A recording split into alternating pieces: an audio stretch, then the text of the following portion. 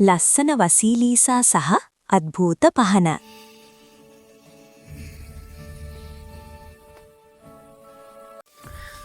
බොහෝ ඈත අතීතයක රුසියාවේ එක්තරා ඝන වනාන්තරයක් අද්දර පුංචි වසීලීසා ඇගේ මව්පියන් සමග ජීවත් වුණා. නමුත් ඒ සතුට වැඩි දිනම් පැවතුනේ නැහැ. වසීලිසාගේ මව මාරාන්තික ලෙස රෝගාතුර වුණා. ඇය මිය යන්නට මොහොතකට පෙර රහසින් මෙන් වසීලීසාට පුංචි ලී බෝනික්ෙක් ලබා දුන්නා. මේ බෝනික්කා කිසිම කෙනෙකුට නොපෙනෙන්න ළඟ තබා ගන්න. ඔබට කරදරයක් වූ විට මෙයට කෑම ස්වල්පයක් දී උදව් ඉල්ලන්න. මව අවසන් හුස්ම හෙළුවා.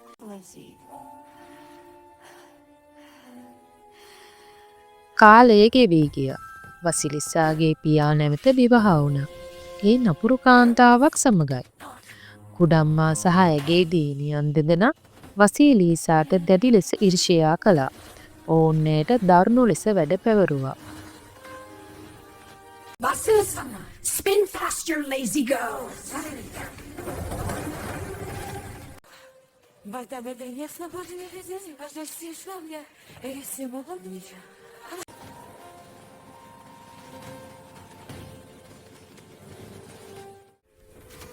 එක් අඳුරු සීතල රාත්‍රියක ඔවුන් වසීලීසාව වනයට පලවා හැරීමට උපක්‍රමයක් කල්පනා කළා.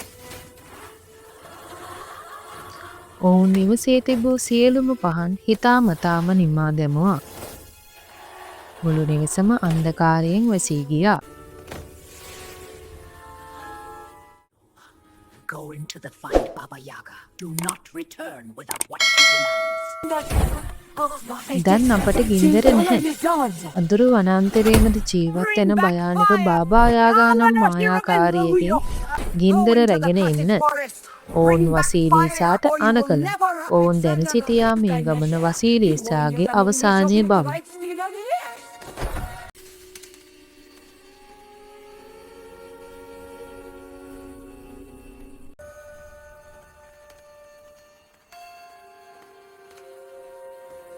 බියෙන් වෙවුලමින් වසීලීසා කළුවර වනාන්තරයට ඇතුළු වුණා. ඇගේ එකම සහනය ඇගේ සාක්කුවේ සිටි ලී බෝනික්කා පමණයි. හදිසියේම සුදු අශ්වයෙකු පිට නැගුණු සුදු ඇඳුම් මැදි අසරයෙකු ඇය අසලින් වේගයෙන් ඇදී ගියා. එවිටම උදෑසන උදා වුණා. පසුව රතු අශ්වයෙකු පිට නැගුණු රතු අසුරුවෙකු ඇය පසු කළා. එවිට හිරු පායන්නට පටන් ගත්තා. කළු අශ්වයෙකු පිට නැගුණු කළු අසුරුවෙකු පැමිණියා සමග මුළු වනයේම දැඩි අඳුරක ගිලී ගියා. වසීලීසා වනාන්තරයේ මැද ඇති හිස් බිමකට පැමිණියා. අවසානයේ ඇය බාබා යාගාගේ අද්භූත නිවස සොයාගත්තා.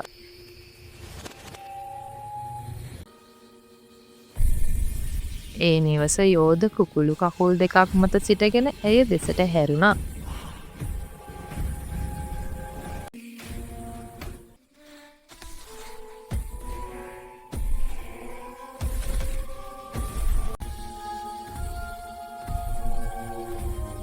ඒ නිවස වටා වූවට මිනිස් ඇටකටු වලින් නිමවා තිබූ අතර වැටේ උඩ සවිකර තිබූ හිස් කබල් වල ඇස් වලින් ගින්දර පිට වුණා.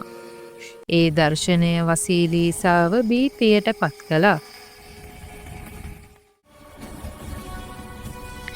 එකවරම අහස දෙදරුම් කවන හඬක් සමග බාබා යාගා අහසින් පැමිණියා. යෝධ වංගෙඩියක් මත නැගී මෝ ගසෙන් පදිමින් අහසේ පියාසර කළ ඇය භයානක මුහුණකින් යුතු මහා ගෝර නාඩුවක් සමග බියකරු ලෙස බිමට බැස්සා.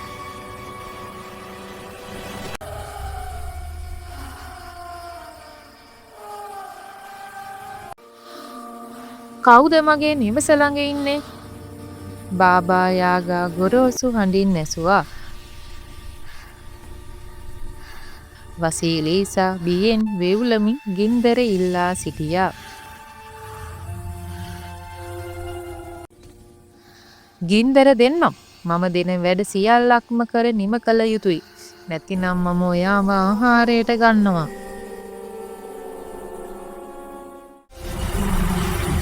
බාබා යාගා වසීලීසා දෙසට බියකරු ඇඟිල්ලක් දිගු කරමින් ඇයට කළ නොහැකි තරම් අමාරු වැඩ ගොඩක් පැවරුවා.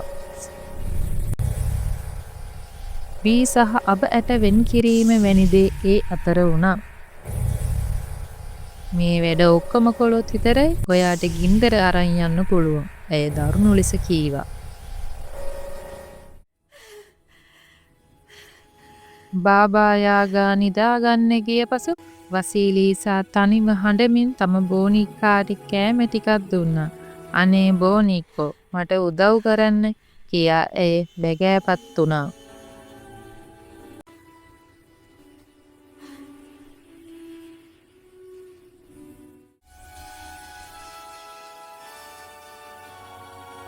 පුදුමයකි. බෝනික්කා පණ ලබා ඇසිපිය හෙළන සැනින් බාබා යාගා පැවරූ සියලු අසීරු වැඩ අවසන් කළා. සියලු ධාන්‍ය වෙන් කර නිවස පිරිසුදු කර අවසానයි.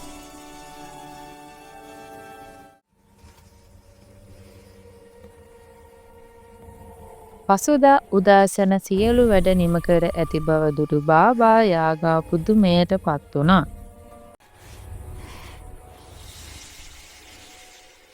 ඇය වසීලීසා දෙස සැකයෙන් සහ කෝපයෙන් බැලුවා.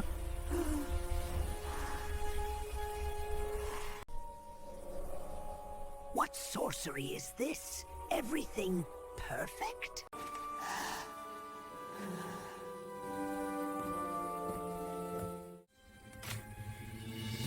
අන්තිමේදී බාබා යාගා ගිනි පිටවන ඇස් ඇති හිස් කබල් පහනක් වසීලීසාට ලබා දුන්නා. මෙන්න ගින්දර දැන් මෙහින් පිට වෙන්න. ඇය ගොරෝසු හඬින් පැවසුවා.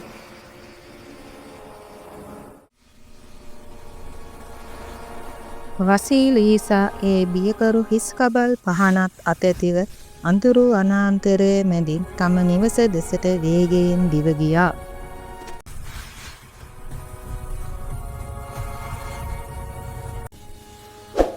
ඇය නිවසට පැමිණෙන විට කුඩම්මා සහ දූවරු අඳුරේ බලා සිටියා. වසීලීසා පනිපිටින් එනු දැක ඔවුන් මවිත වුණා. එකවරම හිස් කබලේ ඇස් වලින් දරුණු ගිනි කිරණ පිටවි දුෂ්ට කුඩම්මා සහ ඇගේ දූවරුන් දෙසට යොමු වුණා. ඒ මායාකාරී ගින්නෙන් දුෂ්ට කුඩම්මා සහ ඇගේ දූවරු අළු වී ගියා. වසීලීසාට කිසිදු හානියක් සිදු වුණේ නැහැ. ඇගේ සියලු කරදර අවසන් වුණා. වසීලීසාගේ රූමත්කම සහ ගුණවත්කම ගැන ඇසූ රජතුමා ඇය මුණ ගැසී ඇයට ආදරය කරන්නට වුණා. අවසානයේ වසීලීසා රජු සමග විවාහ වී සතුටින් ජීවත් වුණා. තම මව දුන් මායා බෝනික්කා ඇගේ ආරක්ෂකයා ලෙස සදහටම ඇය ළඟ රැඳී සිටියා.